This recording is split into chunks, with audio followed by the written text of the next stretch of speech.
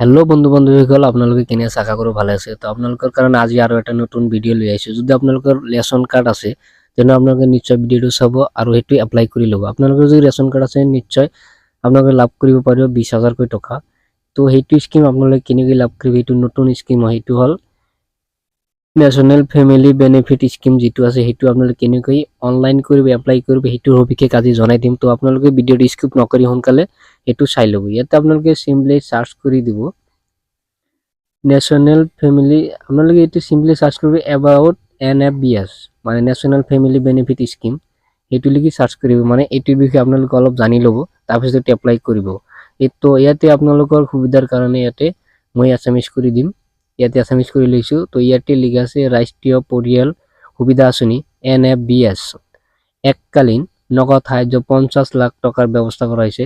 18 পৰা 59 বছৰৰ ভিতৰত প্ৰাথমিক জীৱিকা নিৰ্বাহকাৰীজনৰ মৃত্যু হ'লে দৰিদ্ৰ সীমাৰেখাৰ তলত বাস কৰা পৰিয়ালক 20,000 টকা দিয়া হ'ব। ইয়াতে আপোনালোকে নিশ্চয় দেখা পালে সকলো দৰিদ্ৰ পৰিয়ালে এই টকাখিনি লাভ কৰিব পাৰিব। আৰু এই সাহায্য লাভ কৰাৰ কাৰণে এটা এপ্লাই কৰিব লাগিব। সেইটো এপ্লাই আপোনালোকে কেনেকৈ কৰিব আৰু কি চিষ্টেমত কৰিব, কি কি ডকুমেণ্টছ লাগিব, গোটেইখিনি আপোনালোকক জনাই দিম। তো আপোনালোকে চিম্পলি চাৰ্চ কৰি দিব ইয়াতে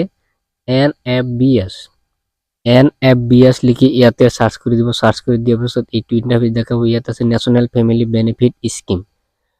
তো এইটো স্কিমেৰ ওপৰত আপোনালোকে টাচ কৰি দিব আৰু ইয়াতে দেখাব নেশ্যনেল ফেমিলি বেনিফিট স্কিম। তো এইটো ইয়াতে আহি যাব। তো আপোনালোকে তলফালে স্ক্ৰল ডাউন কৰিব। ইয়াতে আছে details, benefit, eligibility, application process, document requirement. তো গোটেইখিনি আপোনালোকে চাই ল'ব। তো আপোনালোকৰ ইয়াতে কেনেকৈ কি কি ডকুমেণ্ট লাগিব আৰু কেনেকৈ আবেদন কৰিব সেইটো আপোনালোকৰ কাৰণে ইয়াতে এছএমএছ কৰি দিছোঁ। আপোনালোকে এইটো ভালকৈ যাতে চাই লয়।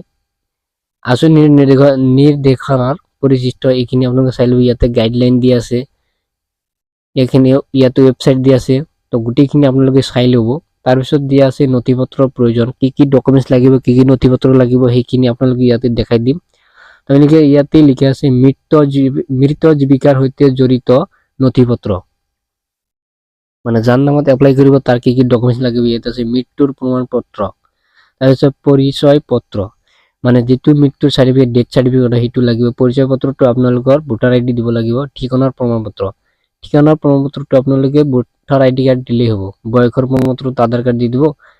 পৰিয়ালৰ ID বা সদস্য ID, এইখিনি আপোনালোকে ভালকৈ চাই ল'ব কি কি ডকুমেণ্টছ লাগিব।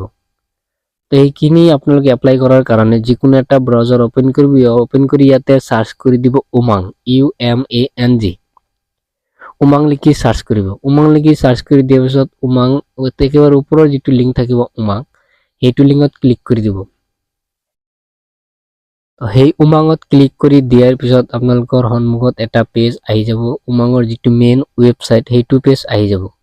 ইয়াতে আপোনালোকে চিম্পলি একো কৰিব নালাগে। ইফালে দেখাব চাৰ্চৰ সন্মুখত 3 ডেছ আছে। তো 3 ডেছত ক্লিক কৰি দিব। 3 ডেছত ক্লিক কৰি দিয়াৰ পিছত আপোনালোকৰ সন্মুখত এটা নতুন পেজ আহিব। ইফালে তলত লিখা থাকিব লগইন এণ্ড ৰেজিষ্টাৰ, সেইটো অপশ্যনত ক্লিক কৰি দিব।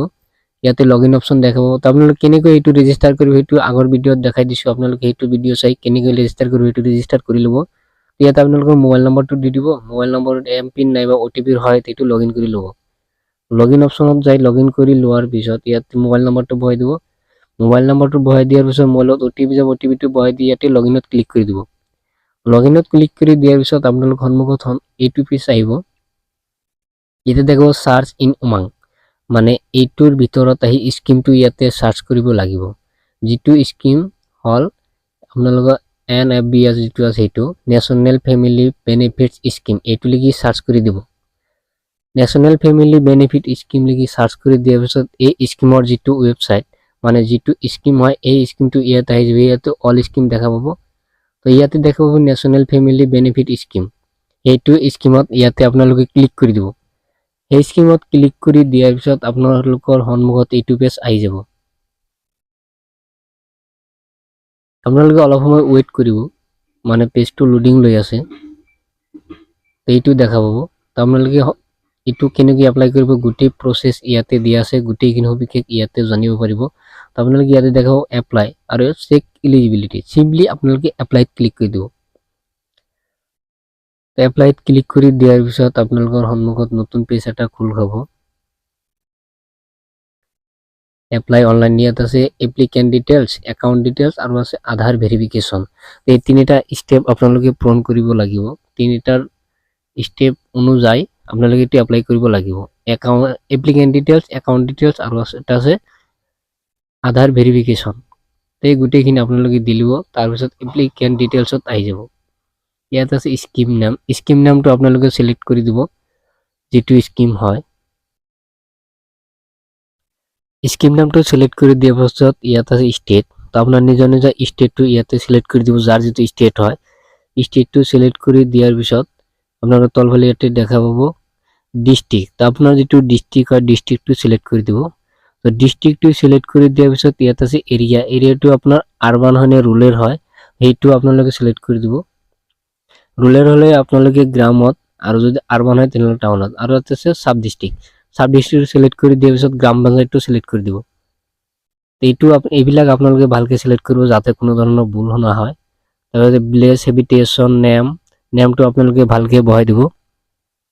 যাৰ নামত এপ্লাই কৰিব তাৰ নেমটো ইয়াতে বহাই দিব লাগিব শুদ্ধকৈ। আৰু যদি ইয়াত আছে হাজবেণ্ড বা ফাদাৰ্ছ নেম, যদি মহিলা হয় তেনেহ'লে হাজবেণ্ড নাম দিব, আৰু যদি পুৰুষ হয় তেনেহ'লে ফাদাৰ্ছ নেম বহাই দিব। এইখিনি বহাই দিব। তাৰপিছত জেণ্ডাৰটো সিলেক্ট কৰি দিব মেল ফিমেল। ডেট অফ বাৰ্থটো বহাই দিব। ডেট অফ বাৰ্থটো বহাই দিয়াৰ পিছত এজটো অট'মেটিকলি আহি যাব। এজটো বহাব নালাগে। তাৰপিছত caste, general, SC ST OBC যিটো হয় সেইটো সিলেক্ট কৰি দিব। এড্ৰেছটো বহাই দিব।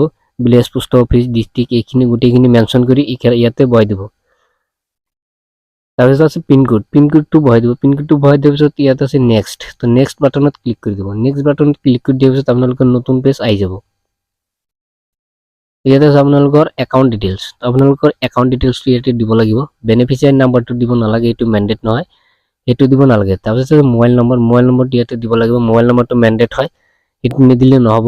মোবাইল নম্বৰটো দিয়াৰ পিছত পে'মেণ্ট মোড আপোনালোকে কোনটো চিষ্টেমত পে'মেণ্ট ল'ব বিচাৰে বেংক একাউণ্ট ইয়াতে সিলেক্ট কৰি দিব। বেংক একাউণ্টটো সিলেক্ট কৰি দিয়াৰ পিছত নোৰ ঠাইত ইয়াতে ইয়েছ সিলেক্ট কৰি দিব। ইয়েছ সিলেক্ট কৰি দিয়াৰ পিছত IFSC কোডটো বহাই দিব। IFSC কোডটো বহাই দিয়াৰ পিছত আপোনাৰ ষ্টেট, ডিষ্ট্ৰিক্ট, ব্ৰাঞ্চ নাম এইখিনি গোটেইখিনি অট'মেটিকলি আহি যাব। আপোনালোকে IFSC কোডটো ভালকে বহাই দিব যাতে কোনো ধৰণৰ ভুল নহয়। ভুল হ'লে কিন্তু নহয়, এইটো নহ'ব। ব্ৰাঞ্চ নেমটো ইয়াতে আহিব, বেংক নেমটো ইয়াতে আহি যাব IFSC কোডটো মেনশ্যন কৰাৰ লগে লগে। একাউণ্ট টাইপটো ইয়াতে আহি যাব। তাৰপিছত একাউণ্ট নম্বৰ, আপুনি যিটো IFSC কোড বহাই দিব, এই IFSC কোডৰ যিটো একাউণ্ট নম্বৰ হয় সেইটো বহাই দি ইয়াতে নেক্সট বাটন দেখা পাব, নেক্সটত ক্লিক কৰি দিব। নেক্সটত ক্লিক কৰি দিয়াৰ পিছত আপোনালোকৰ সন্মুখত ইয়াত আহিব আধাৰ ভেৰিফিকেশ্যন, মানে আধাৰ কাৰ্ডৰ দি ইয়াতে ভেৰিফাই কৰিব লাগিব। ইয়াত আছে নাম এজ পাৰ আধাৰ, মানে আধাৰ কাৰ্ডৰ যিটো নেম আছে সেই নেমটো ইয়াতে দিব লাগিব, চেম নেম। তাৰপিছত আধাৰ নম্বৰটো দিব লাগিব। আধাৰ নম্বৰটো দিয়াৰ পিছত আপলোড ফটো, যাৰ নামত এপ্লাই কৰিব তাৰ ইয়াতে এক কপি ফটো আপলোড কৰিব লাগিব। আৰু এই ফটোটো মেক্সিমাম 50 KB হ'ব লাগিব। 50 KBৰ ওপৰত হ'লে নহ'ব। তেনেকৈ আপোনালোকে এইটো এপ্লাই কৰিব পাৰিব। ভিডিঅ'টো নিশ্চয় আপোনালোকে ভাল পালে। ভিডিঅ'টো যদি ভাল পালে নিশ্চয় ছাবস্ক্ৰাইব কৰি ৰাখিব আৰু কাষতে বেল আইকনটো বজাই দিব। যিমান পাৰে বেছিকৈ শ্বেয়াৰ কৰি ৰাখিব, যাতে নতুন ভিডিঅ' নতুন স্কিম হোৱাৰ লগে লগে আপোনালোকে এইটো চাব পাৰে। আৰু এইটো এপ্লাই কৰি আপোনালোকে নিশ্চয় 20,000 টকা লাভ কৰিব পাৰিব। আপোনালোকে দেৰি নকৰি বা পলম নকৰি এইটো সোনকালে এপ্লাই কৰি লওক। আপোনালোকে ভিডিঅ'টো ভাল পালে নিশ্চয় ছাবস্ক্ৰাইব এটা কৰি ৰাখিব আৰু কাষত থকা বেল আইকনটো বজাই ৰাখিব।